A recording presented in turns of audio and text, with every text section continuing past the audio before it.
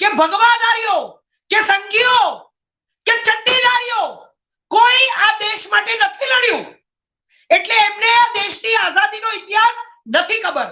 આ દેશને આઝાદ કોંગ્રેસે કરાવ્યો, એટલે કોંગ્રેસે આઝાદી મેળવી અને આ લોકોને કહ્યું કે લો સંઘીઓ, આ આઝાદી તમે ના લડ્યા પણ અમે લડ્યા, અમે દેશને આઝાદ કરાવ્યો અને તમારે હવે આઝાદ દેશમાં રહેવાનું છે. સંઘીઓનું એક આંદોલન નથી, ક્રાંતિકારીઓનું આંદોલન છે. આ બધા જ લોકો દેશ માટે લડતા હતા. ત્યારે આ જનસંઘ, આ હિન્દુ મહાસભા, આ રાષ્ટ્રીય સ્વયંસેવક સંઘના લોકો આ દેશનું વિભાજન કરવા માટે મુસ્લિમ લીગની સાથે જોડાઈને સરકારો બનાવતા હતા અને આ દેશમાં ઘાતક કામો કરે. 300 વર્ષ મુગલોના, 200 વર્ષ અંગ્રેજોના અને 75 વર્ષ કોંગ્રેસના ગુલામ રહ્યા. એમનાથી સહન ના થયું, એટલે હવે જ્યારે મોકો મળ્યો છે એટલે આ બદલો લઈ રહ્યા છે. આજે પણ આ લોકો ગુલામ છે, બદલાની ભાવનામાં તડપી રહ્યા છે. જ્યારે એમને સત્તા મળી ત્યારે 2014માં અમિત શાહ બોલ્યા હતા કે હવે 50 વર્ષ સુધી અમે રાજ કરીશું. એટલા માટે રાષ્ટ્રપિતા મહાત્મા ગાંધીનું કલ્ચર અને બાબા સાહેબ આંબેડકરના સંવિધાનને ખતમ કરીને મનુસ્મૃતિ લાવી છે. ફરીથી દેશને પેલી 4 વર્ણ વ્યવસ્થામાં લઈ જઈને ફરીથી પેલી રાજાશાહીને પાછી લાવી છે, પરંતુ સફળતા નથી મળતી. એટલે વારે વારે આ લોકો ગાંધીજી અને આંબેડકરને ટાર્ગેટ કરીને આ લોકો એમનું અપમાન. સાથીઓ, આઝાદી એ વ્યક્તિના મસ્તિષ્કમાં હોય છે, ગુલામી પણ વ્યક્તિના મસ્તિષ્કમાં હોય છે. ચંદ્રશેખર આઝાદ, એમનું નામ પહેલા ચંદ્રશેખર તિવારી હતું, પણ કોર્ટની સમક્ષ જ્યારે એ હાજર થયા ત્યારે એમને પોતાનું નામ એ આઝાદ જણાવ્યું કે હું આઝાદ છું. એમણે ત્યારે પણ ગુલામી નહોતી સ્વીકારી અને પોતાની નામની પાછળ આઝાદ લખાવ્યું હતું. ભગતસિંહ જ્યારે એમની સાથે જેલમાં અત્યાચાર થતો હતો ત્યારે ભગતસિંહે એ જેલરને કહી દીધું કે તમે મારા શરીરને ગુલામ કરી શકશો, તમે મારા વિચારોને કેવી રીતે કેદ કરી શકશો, હું તો તમારી આ જેલની અંદર પણ આઝાદ છું. નમસ્કાર, હું વિમિત કુમાર. સાથીઓ, આઝાદીને લઈને હવે આપણા દેશના નેતાઓ અલગ અલગ વ્યાખ્યા કરવા લાગ્યા છે, અલગ અલગ સમય બતાવવા લાગ્યા છે કે આપણો દેશ ક્યારે આઝાદ થયો. મોહન ભાગવત, RSS સંઘ પ્રમુખ, એમનું કહેવું છે કે આઝાદી એ 1947માં નહીં પણ રિસેન્ટ એટલે કે અત્યારમાં જે રામ મંદિર બનાવવામાં આવ્યું ત્યારબાદ આપણને સાચી આઝાદી મળી છે. એના પહેલા ફિલ્મ અભિનેત્રી કંગના રનાવત, અત્યારે ભાજપની સાંસદ છે, એને કહી દીધું હતું કે 2014 બાદ આઝાદી મળી છે, સાચી આઝાદી. મતલબ મોદી વડાપ્રધાન બન્યા તે બાદ આઝાદી મળી છે. 1947માં તો આપણને ભીખ મળી હતી, આઝાદી નહોતી. મતલબ 1947માં જે આઝાદી લેવા માટે આપણા દેશના સ્વાતંત્ર્ય સેનાનીઓએ જે બલિદાનો આપ્યા એને આ કંગના રણાવતે ફગાવ્યા, એવું જાણે એવું કહેતી હોય. અને ત્યારબાદ જે સંસદની ચૂંટણી આવી લોકસભાની, એની અંદર આ વ્યક્તિ સાંસદ તરીકે ચૂંટાઈને આવી, એ આપણા દેશનું સૌથી મોટું દુર્ભાગ્ય છે.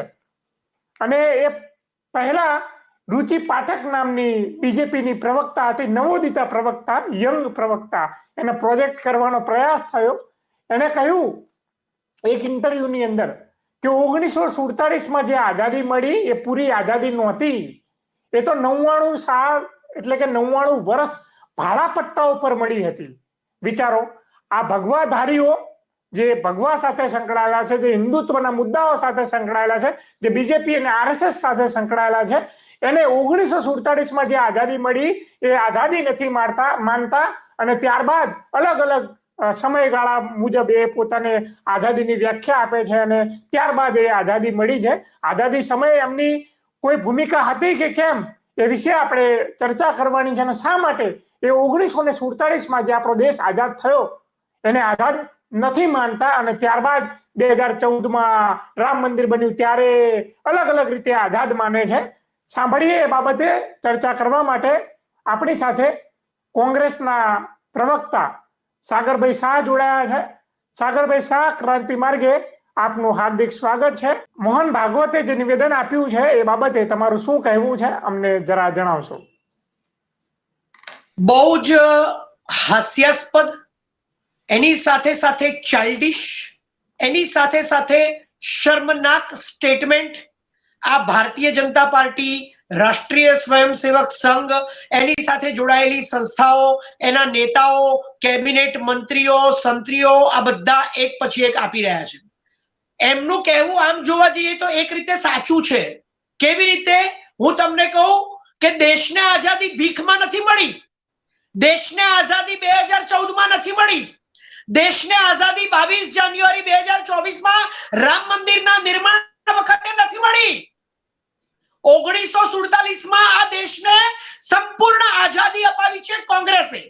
પરંતુ એ વખતે આ દેશની અંદર આઝાદી માટે આ ભગવાધારીઓ, આ રાષ્ટ્રીય સ્વયંસેવક સંઘના લોકો, આ હિન્દુ મહાસભાના લોકો, આ જનસંઘના લોકો અને પછી બનેલી આ ભારતીય જનતા પાર્ટીના નેતાઓ કે ભગવાધારીઓ કે સંઘીઓ કે ચટ્ટીદારીઓ કોઈ આ દેશ માટે નથી લડ્યું. એટલે એમને આ દેશની આઝાદીનો ઇતિહાસ નથી ખબર. આ દેશને આઝાદ કોંગ્રેસે કરાવ્યો. એટલે કોંગ્રેસે આઝાદી મેળવી અને આ લોકોને કહ્યું કે લો સંઘીઓ, આ આઝાદી તમે ના લડ્યા પણ અમે લડ્યા. અમે દેશને આઝાદ કરાવ્યો અને તમારે હવે આઝાદ દેશમાં રહેવાનું છે અમારી સાથે. એટલે આ સંઘીઓને, કારણ કે એમનો કોઈ ઇતિહાસ નથી આઝાદીમાં, એ લોકોનું એક આંદોલન બતાવો. 1947 માં 190 વર્ષથી જે અંગ્રેજો આપણી ઉપર રાજ કરતા હતા એમની સામે લડવામાં એક આંદોલન બતાવો.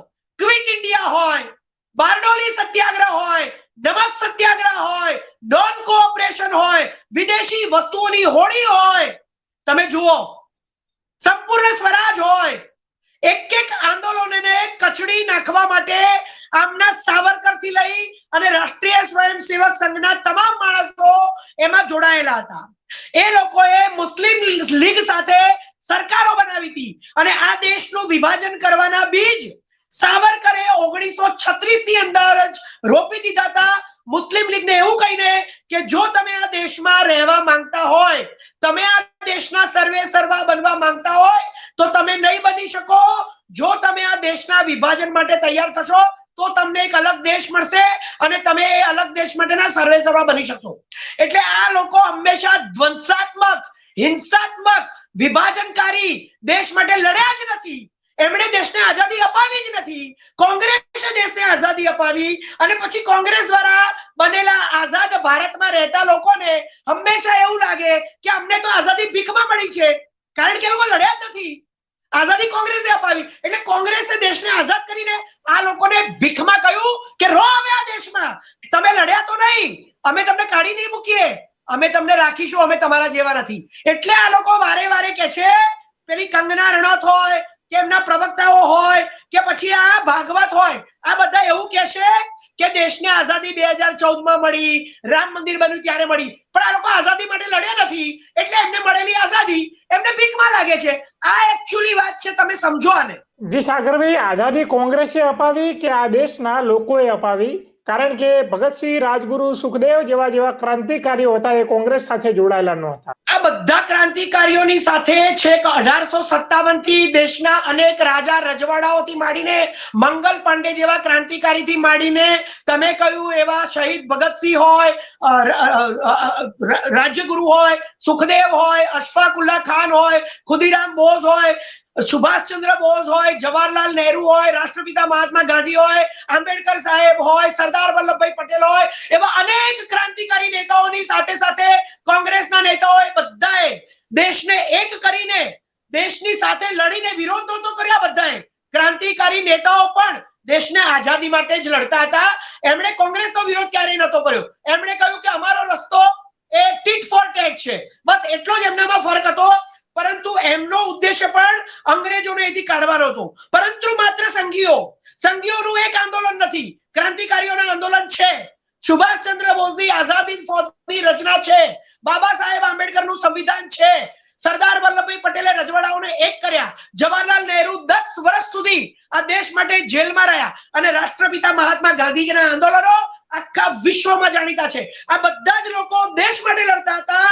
ત્યારે આ જનસંઘ, હિન્દુ મહાસભા આ રાષ્ટ્રીય સ્વયંસેવક સંઘના લોકો આ દેશનું વિભાજન કરવા માટે મુસ્લિમ લીગની સાથે જોડાઈને સરકારો બનાવતા હતા અને આ દેશમાં ઘાતક કામો કર્યા હતા. એટલા માટે જ 1947 માં 4 દિવસ માટે આરએસએસ ને બેન કરવામાં આવ્યું. પછી 1947 પછી આઝાદી મળ્યા પછી નથુરામ ગોડસે આરએસએસ ના માણસે ગાંધીજીની હત્યા કરી એટલે ફરીથી આરએસએસ ને બેન કરવામાં આવ્યું. 1975 માં ઇમરજન્સી વખતે પણ ઇન્દિરા ગાંધીએ આરએસએસ ને બેન કર્યું હતું અને જ્યારે આ લોકોએ ફરીથી આ દેશની અંદર વિધ્વંસ કર્યો બાબરી મસ્જિદ તોડીને, ત્યારે 1992 પણ આરએસએસ ને આ દેશની અંદર બેન કરવામાં આવ્યું હતું. 4 વખત આ રાષ્ટ્રીય સ્વયંસેવક સંઘ અને એની સાથે જોડાયેલી સંસ્થાઓને આ દેશમાં બેન કરવામાં આવ્યા છે.